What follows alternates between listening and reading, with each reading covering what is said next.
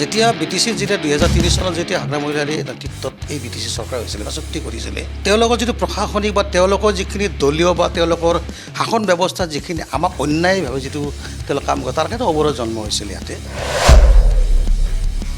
বিভিন্ন দিশত তেতিয়াৰ BPF চৰকাৰেই হওক বৰ্তমানে EPPL BJP যিয়ে নকওক কিয় আমাৰ কিছুমান ব্যক্তিক তেওঁলোকে কি কৰে বিভিন্ন ধৰণৰ প্ৰলোভন দি কিনে আমাৰ মাজৰ পৰা তেওঁলোকক লৈ যায়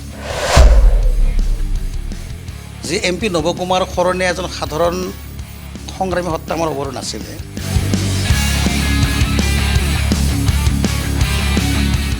আমি কিন্তু MP নৱ কুমাৰ শৰণে প্ৰাক্তন সাংসদক আমি জংগলৰ পৰা লৈ অহা বুলিয়ে ক'ম তেখেতক আনি কিন্তু আমাৰ অধিকাৰ সাব্যস্ত কৰিবৰ কাৰণে তেওঁক আগবঢ়াই লৈ গৈছিলোঁ মই তেখেতকো প্ৰশ্ন কৰিব খুজিছোঁ হাগ্ৰা মহিলাৰিকো আপোনালোকে কিহৰ এইবিলাক এলায়েন্সৰ নাটকবিলাক আমাৰ লগত কৰি আছে 5টা বছৰ প্ৰমোদ বড়োৰ লগত BJP চৰকাৰ হিমন্ত বিশ্ব শৰ্মাই তেওঁ তাতে চৰকাৰ একেখন চৰকাৰে কৰিলে কিবা কৰিলে জানো আপোনালোকে BJPত চৰকাৰ গঠন কৰি আমাক কিডাল কৰিব আমি জনা গৈছে ইয়াতে BTR চৰকাৰৰ পৰ্যটন বিভাগৰ পৰা 20 জন এপইণ্টমেণ্ট দিয়া হ'ল তাৰে একজনো আমাৰ অনাবৰা মানুহ এপইণ্টমেণ্ট কি হয়তো চাওক এটা কথা মন কৰিব যেতিয়া BTC যেতিয়া 2003 চনত যেতিয়া হাগ্ৰা মহিলাৰ নেতৃত্বত এই BTC চৰকাৰ হৈছিলে বা চুক্তি কৰিছিলে তেওঁলোকৰ যিটো প্ৰশাসনিক বা তেওঁলোকৰ যিখিনি দলীয় বা তেওঁলোকৰ শাসন ব্যৱস্থা যিখিনি আমাক অন্যায়ভাৱে যিটো তেওঁলোক কাম কৰে তাৰ কাৰণে অৱৰোধ জন্ম হৈছিল ইয়াতে তো কথাটো এনেকুৱা বিভাজিত বা বিভাজন হোৱাৰ কাৰণটো এনেকুৱা চৰকাৰী পক্ষই সদায় এটা জনগোষ্ঠীৰ যে সংগ্ৰাম যদি কৰে বা বিভিন্ন দল সংগঠন যেতিয়া সংগ্ৰাম তেওঁলোকৰ লক্ষ্য এটাই থাকে যে এওঁলোকৰ সংগ্ৰামী সত্তাৰ একতাটোক ভংগ কৰিব লাগে যাৰ বিনিময়ত কি হৈছিলে বিভিন্ন দিশত তেতিয়াৰ BPF চৰকাৰেই হওক বৰ্তমানে EPPL BJP যিয়ে নকওক কিয় আমাৰ কিছুমান ব্যক্তিক তেওঁলোকে কি কৰে বিভিন্ন ধৰণৰ প্ৰলোভন দি কিনে আমাৰ মাজৰ পৰা তেওঁলোকক লৈ যায় এটা কথা স্বীকাৰ কৰিব লাগিব যে আমাৰ কিন্তু দলীয় নেতৃত্ব আমাৰ যিটো বিভাজনকামী পৰিৱেশৰ আমাৰ মাজৰ যিটো মতৈক্য এইবিলাকে কিন্তু আমাক যথেষ্ট ক্ষতি কৰিছে আৰু এটা কথা মই মানি ল'ম কিয় যে এতিয়াও কিন্তু অৱৰোধ সুৰক্ষাৰ নামত আমি দুটাকৈ ফ্ৰেকশ্যন জড়িত হৈ আছোঁ ইয়াত তৃণমূল পৰ্যায়ৰ কোনো ধৰণৰ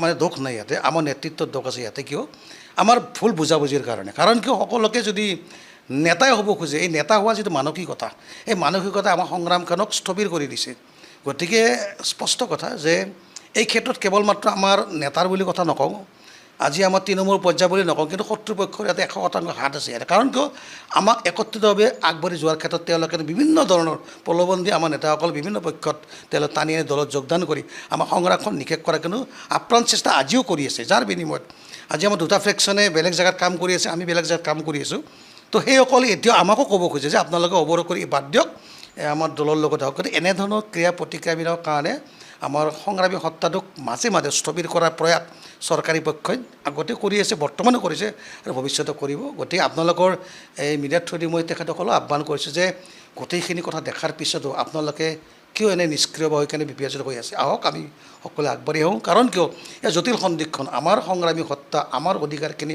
বৰ্তমান বিপদাপন্ন গতিকে অনাগত দিনত আপোনালোকে আগবাঢ়ি আহক যাতে আমি একত্ৰিতভাৱে আগবাঢ়ি যাব পাৰোঁ ইয়াত নেতৃত্বৰ ভুলৰ কথা যিটো কথা আপুনি উল্লেখ কৰিছে নেতৃত্বৰ ভুল সংগ্ৰামী সত্তাটো নেতৃত্বৰ ভুলৰ কাৰণে ক'ৰবাত স্তিমিত হৈ পৰিছে নেকি সেই এটা ডাঙৰ প্ৰশ্ন আৰু প্ৰথম কথাটো হ'ল যে অবড়ো সুৰক্ষা সমিতিৰ ঔৰহতেই এটা ৰাজনৈতিক দলৰ জন্ম হৈছিল আমি সকলোৱে জানো আৰু সেই ৰাজনৈতিক দলক প্ৰতিনিধিত্ব কৰি আপোনালোকৰ যি কথা আপোনালোকৰ যি সমস্যা এই সমস্যা দিল্লী দৰবাৰলৈ লৈ যোৱাৰ বাবে এবাৰ নহয় দুবাৰকৈ আপোনালোকে সাংসদ নিৰ্বাচিত কৰি পঠাইছে গতিকে যিগৰাকী সাংসদে বড়ো ৰাজনীতিত এক প্ৰকাৰ ধুমুহাৰ সৃষ্টি কৰি জোকাৰণিৰ সৃষ্টি কৰি দিল্লীলৈ নিৰ্বাচিত হ'ল সাংসদ হিচাপে আৰু সাংসদ হিচাপে নিৰ্বাচিত হৈ অবড়ো ৰাইজৰ যিখিনি সমস্যা বা অধিকাৰ সাব্যস্তৰ যুঁজ সেই গোটেইখিনি কথা বিগত সময়ছোৱাত সবলভাৱে উপস্থাপন কৰিবলৈ সক্ষম হ'লনে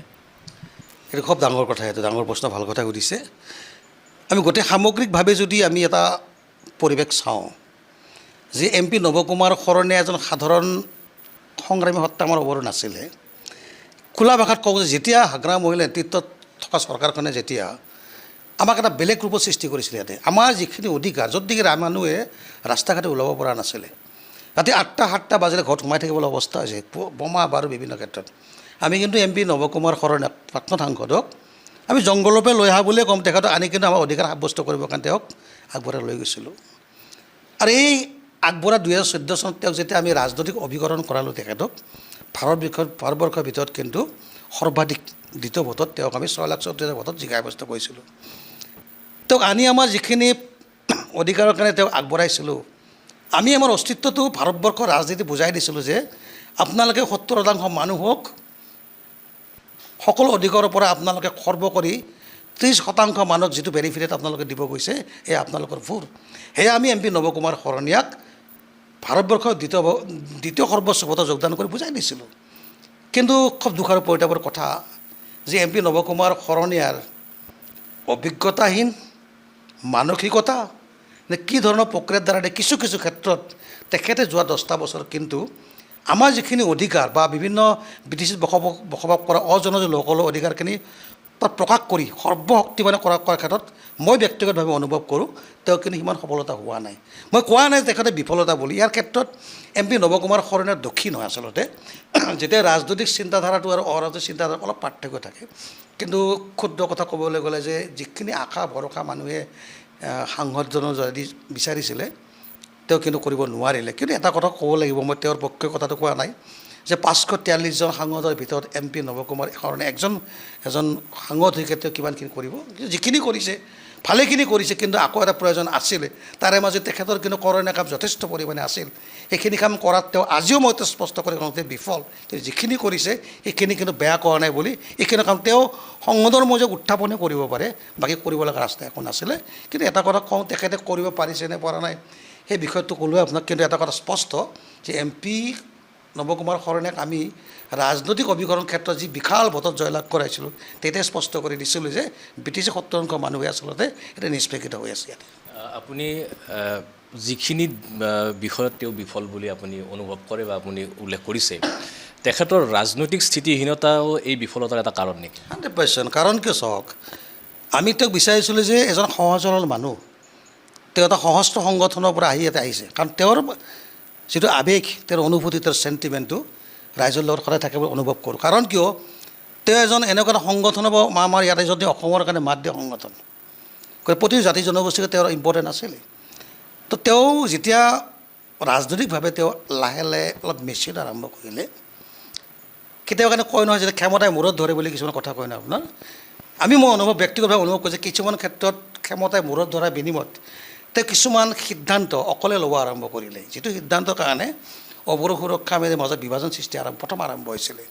কাৰণ আপোনালোকে জানে যে 2015 চনত গণবিকাশ পৰিষদ আৰু অৱৰো সুৰক্ষা সমিতিয়ে মিলিজুলি যে ইলেকশ্যন খেলিলে আজি আমি ব্ৰিটিছ চৰকাৰ কৰিব পাৰিলে। কিন্তু দুই ভাগত বিভক্ত হোৱাৰ কাৰণে 7টা MCLA পাইছিলোঁ। গতিকে ৰাজনৈতিক অভিসন্ধি, ৰাজনৈতিক ক্ষমতা, ৰাজনৈতিক কুচক্ৰান্ত বলি হৈ নে তেওঁৰ ইচ্ছাকৃতভাৱে তেওঁ কিছুমান কাম কৰি যাৰ বিনিময়ত ৰাইজখিনিয়ে অলপ উল্টা পাল্টা হোৱাৰ কাৰণে বাধ্য, যাৰ কাৰণে যিসকল মানুহে তেওঁক বিজয় সাব্যস্ত কৰাৰ ক্ষেত্ৰত আগভাগ লৈছে তেওঁৰ পশ্চাৎ কটাৰ বিনিময়ত আমাৰ মানুহখিনি প্ৰকাশ কৰিব খোজে ৰাজনৈতিকভাৱে সাংসদজনে তেওঁৰ অধিকাৰখিনি, তেওঁৰ ক্ষমতাখিনি একলা নিজে চলাই যোৱাৰ কাৰণে আমাৰ মানুহখিনি ক্ষতিগ্ৰস্ত হ'ব বুলি আজিও কিন্তু প্ৰকাশ কৰে। কিন্তু এইটো কথা এইবাৰৰ আমি ৰাজনৈতিক দৃশ্যপটত দেখিছোঁ যে পৰিষদীয় নিৰ্বাচনৰ আগমুহূৰ্তত তেওঁ যি মিত্ৰতাৰ ৰাজনীতি তেওঁ কৰিলে, যে যি BPFৰ বিৰুদ্ধে বা যি হাগ্ৰামা মহিলাৰীৰ বিৰুদ্ধে তেওঁ সিংহ গৰ্জন দিছিল, সেই BPFৰ সৈতে তেওঁ মিত্ৰতা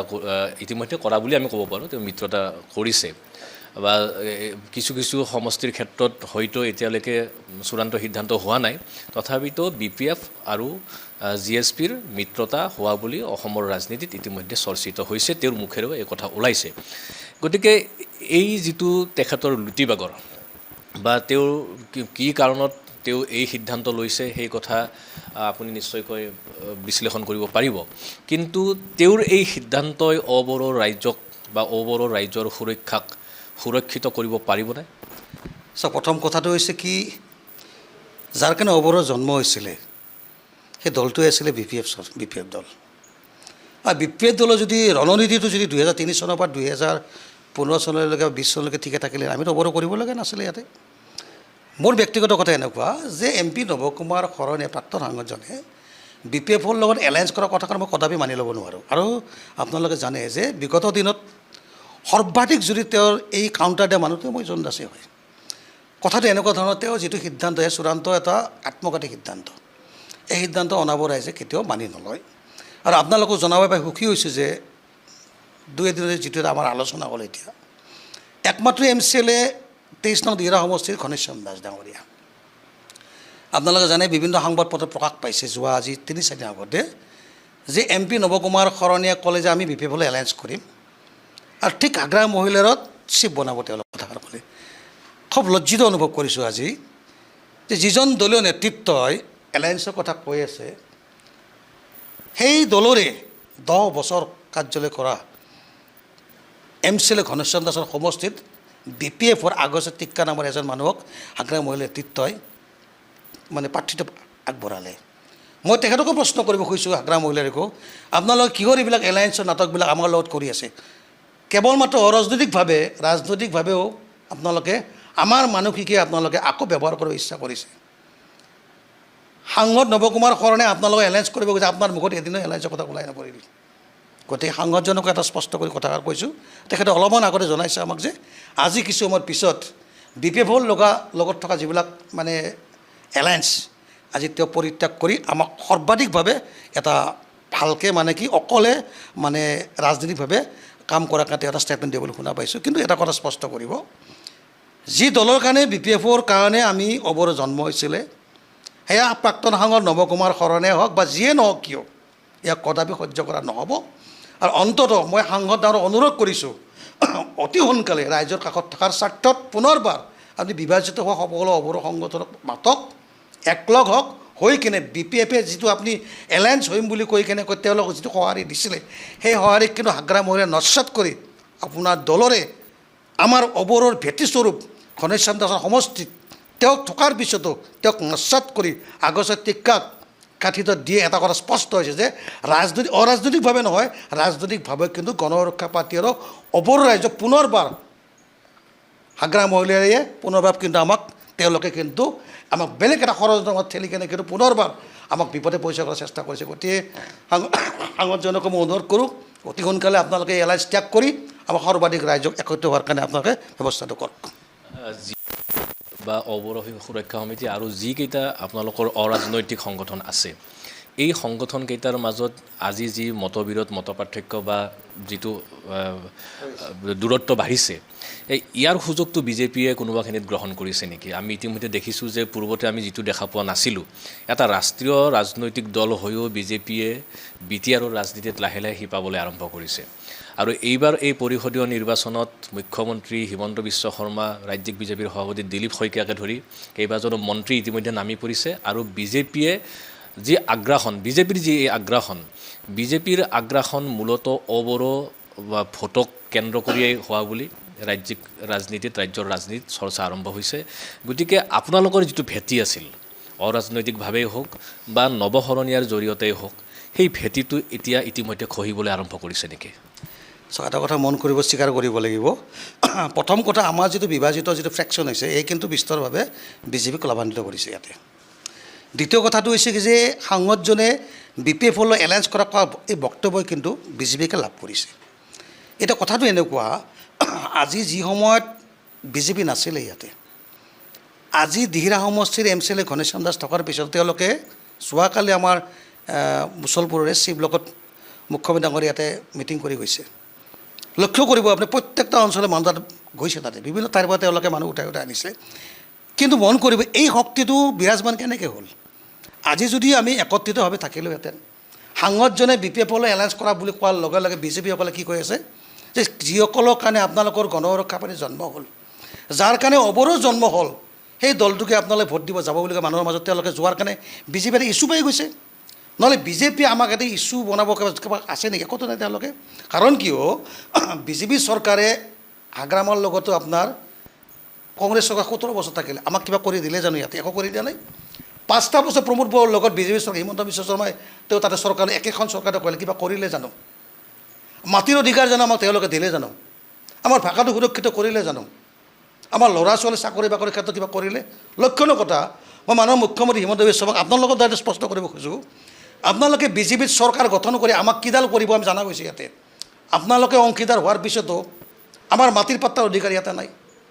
আমাৰ ল'ৰা ছোৱালী চাকৰি ইয়াত নহয়, ইয়াৰ বাস্তৱ প্ৰমাণ যোৱা কেইদিনমান আগতে বি টি আৰ চৰকাৰৰ পৰ্যটন বিভাগৰ পৰা 20জন এপইণ্টমেণ্ট দিয়া হ'ল, তাৰে একজনো আমাৰ অনাবৰা মানুহ এপইণ্টমেণ্ট হ'ল। কিয় এইটো?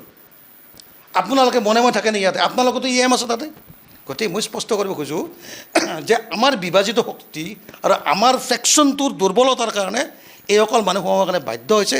সেইকাৰণে সাংগঠনৰ বি পি এফৰ লগত এলায়েঞ্চ কৰিম বুলি কোৱা কথা আৰু আমাৰে ক্ষতিকাৰক কৰিছে ইয়াতে। গতিকে এইটো কথা স্পষ্ট যে আমাৰ বিভাজিত ফ্ৰেকশ্যনৰ দ্বাৰাদি কেৱল বিজেপি নহয়, বি পি এফে নহয়, ই পি পি এলে কিন্তু আমাৰ পৰা লাভান্বিত হ'ব গৈ আছে। গতিকে মই ভাবোঁ যিসকল ব্যক্তি অনাবৰ ৰাইজৰ কথা চিন্তা কৰি সংগ্ৰাম বা ৰাজনৈতিক বা অৰাজনৈতিকভাৱে জড়িত হয়, তেওঁলোকে অলপমান বুজক, ভাবক, এতিয়াও সময় আছে, একগোট আহক, আমি আমাৰ সংগ্ৰামী সত্তাৰ দ্বাৰাদি ৰাজনৈতিকভাৱে আমাৰ অধিকাৰখিনি সাব্যস্ত কৰি ইয়াতে।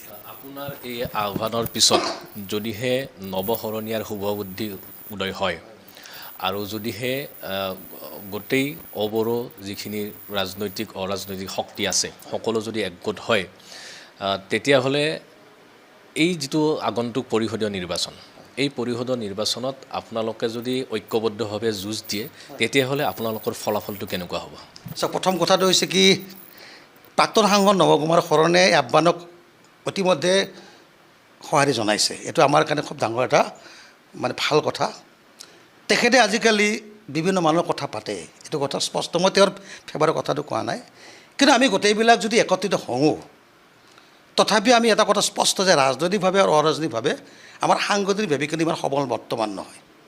গতিকে মই ভাবোঁ যদিহে তথাপি একত্ৰিত যদি হওঁ, অন্ততঃ যিকোনো বি পি এফে হওক, ই পি পি হওক, বিজেপি হওক, তেওঁলোকে চৰকাৰ বনাবৰ কাৰণে আমি যদি 5টা 6টা বা 7টা সমষ্টি পোৱাৰ সম্ভাৱনা যথেষ্ট পৰিমাণে আছে, এইকেইটা সমষ্টি আমি পাবৰ কাৰণে আমি সক্ষম হ'ম।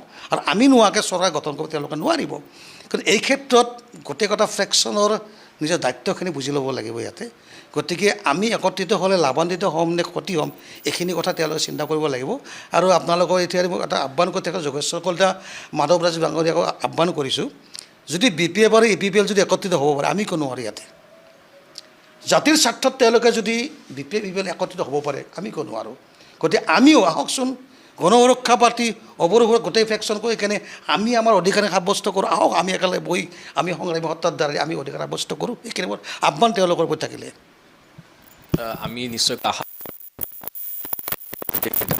ৰাজনৈতিক একত্ৰিত হ'ব আৰু বি টি এ ডিৰ বা বৰ্তমানৰ বি টি আৰৰ যি অবড়ো ৰাইজৰ অধিকাৰ, অবড়ো ৰাইজৰ সমস্যা, সেয়া সমাধানৰ পথ ওলাব।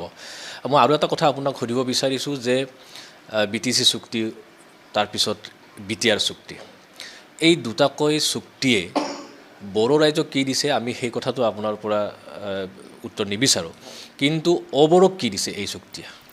চাওক, বি টি চি চুক্তি 2003 চনৰ চুক্তি আৰু 2020 চনৰ 27 চনৰ চুক্তিত এটাই বেনিফিট হৈছে আমাৰ, আমি আগতে যিখিনি পাইছিলোঁ আকৌ এইখিনি নোহোৱা হৈছে ইয়াতে।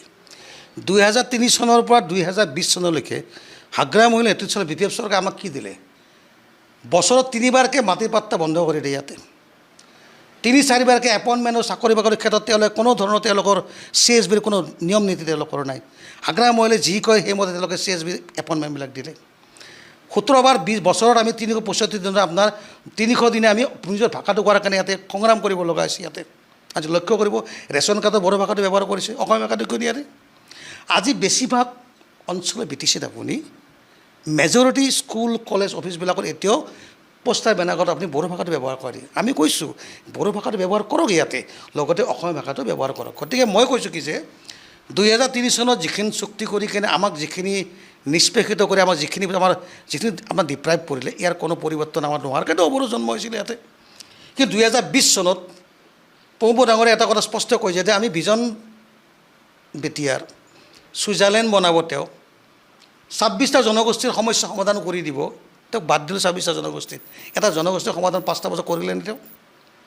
য'ত নেকি যদি তেওঁৰ ইমানেই মানসিকতা শুদ্ধ আছিলে, 2020 27 জানুৱাৰীত এবাৰো তেওঁ অবড়োক ৰিপ্ৰেজেণ্ট কৰে এটা সংগঠন আমাৰ এজন মাতি, আমাৰ সমস্যানো কি? আপোনালোকে ৰাস্তা ঘাটে যে সংগ্ৰাম কৰি আছে বড়োৰ বিৰুদ্ধে বা বি টি চিৰ বিৰুদ্ধে, আপোনাৰ সমস্যা কি কথাখিনি সুধি কেনে এটা দফা আমাৰ কাৰণে কিয় সোমাই নথলে? বৰঞ্চ বি টি আৰ চুক্তিত এটাই মাত্ৰ দফা আছিলে, গাঁও গঠন দফাটো, আৰু সেই দফাটোকো নস্যাৎ কৰি তেওঁলোকে কমিশ্যনৰ কথা বাদ দি তেওঁলোকে নিজাকৈ গাঁও সোমাব আৰম্ভ কৰিলে। মই স্পষ্ট কৰিছোঁ যে হাগ্ৰা মহিলাৰে যদি আগে আগে প্ৰমোদ বড়ো নেতৃত্বাধীন চৰকাৰখনো পিছে পিছে গৈ আছে তেওঁলোকৰ মাজত কোনো ডিফাৰেঞ্চেছ ইয়াতে একো নাই মই ৰাইজক স্পষ্ট কৰি দিছোঁ ভুল নকৰিব আপোনালোকে ৰাজনৈতিক ক্ষেত্ৰখনত যদি এইবাৰ যদি আপোনালোকে যদি এই বিটি চুক্তি বিটিআৰ চুক্তি নস্যাৎ কৰি যদি আমাৰ নিজা চুক্তি যদি আয়োজন বা লিখিবদ্ধ কৰিব লগা হয় আপোনালোকে একত্ৰিত হওক আপোনালোকৰ মাটি এভিকশ্যনৰ পৰা গোটেইখিনি বস্তু কিন্তু নট অনলি আগ্ৰা মহিলাৰী প্ৰমোদ বড়ো নেতৃত্বাধীন চৰকাৰে কিন্তু এইখিনি কাম কৰিবলৈ গৈ আছে কাৰণ ইতিমধ্যে গুৱাহাটী হাইকোৰ্টত এভিকশ্যনৰ অৰ্ডাৰ ওলা অৱস্থাত আছে গতিকে মই স্পষ্ট কথা বিটি চুক্তিয়ে বড়ো জনগোষ্ঠীক বেনিফিটেড কৰিছে আমাৰ কোনো ক'ব লগা নাই পাব লাগিব তেওঁলোকে বিটিআৰ চুক্তিৰ দ্বাৰা বেনিফিটেড কিন্তু প্ৰমোদ বড়ো চৰকাৰৰ দ্বাৰাইদি বড়োসকলে বেনিফিটেড হৈছে কিন্তু আমাৰ কাৰণে কি কৰিলে আজি জানে আপোনালোকে আজি আমি অৰাজনৈতিকভাৱে সংগ্ৰাম কৰাৰ পিছতো ৰাস্তা ঘাটে পৰিব গ'লে আমাক এৰেষ্ট কৰিব খোজে ইয়াতে আমাৰ ফাণ্ডামেণ্টেল বাক্যখিনি কোৱাৰ কাৰণে আমাক কিন্তু তেওঁলোকে ৰাস্তা নিদিয়ে গতিকে আল্টিমেটলি লাফিকুল ইছলাম মহিলাকে বিচাৰ কৰিলেনে মুছলপুৰৰ ৰাজমজিয়াত মনোজ দাসে হত্যা কৰা হ'ল কিবা কৰিলেনে মহেন্দ্ৰ হীৰাময়ে বিদ্যুৎ কৰি কিবা কৰিলে কৰা নাই কেৱল মাত্ৰ মানুহক ধোঁৱা কোৱা দেখাইছে তাত বাৰী একো কোৱা নাই বিটি চুক্তি আৰু বিটিআৰ চুক্তিয়ে অৱৰ ৰাইজক পুনৰবাৰ আৰু 20 বছৰ বেকফুটত ঠেলি গ'ল আমাক যিকোনো খবৰৰ বাবে যোগাযোগ কৰক 7099017330 লগতে 7099017110 নম্বৰত